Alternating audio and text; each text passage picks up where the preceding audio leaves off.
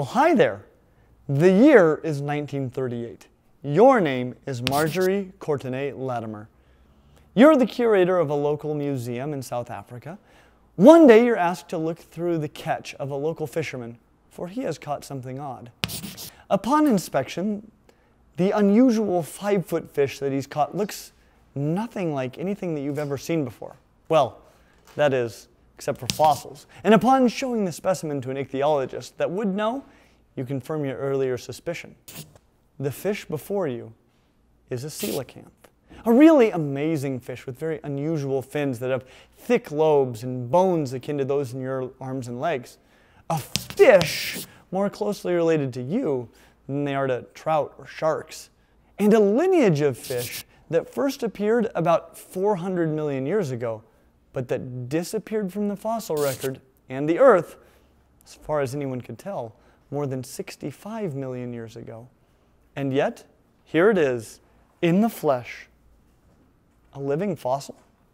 Well, yes and no. What it definitely is a Lazarus taxon, a group of organisms thought long extinct, but rediscovered as not extinct. But is it a living fossil?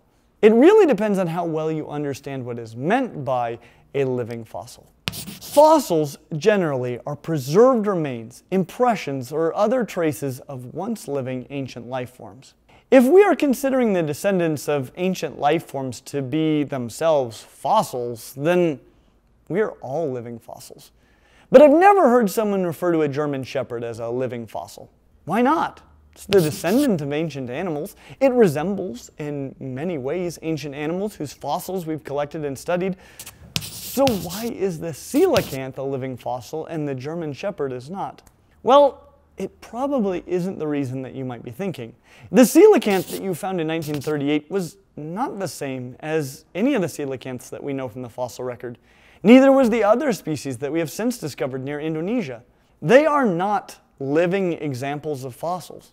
Just like all other life forms on this planet, coelacanths have been evolving and changing over the last 65 million years. Really, all that is meant by living fossil is that it is a clearly recognizable living example of a group of organisms to which almost all of the other members are currently extinct.